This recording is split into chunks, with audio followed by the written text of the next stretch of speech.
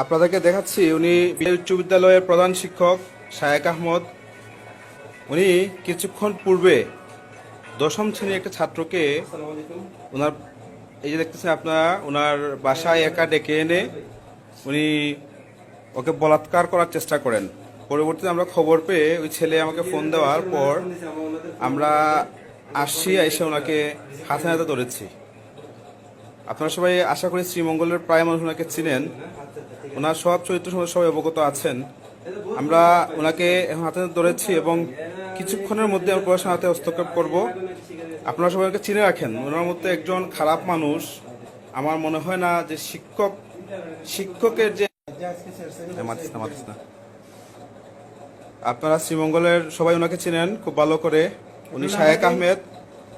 আপনার নামটা বলেন তো? আপনি কি করেন?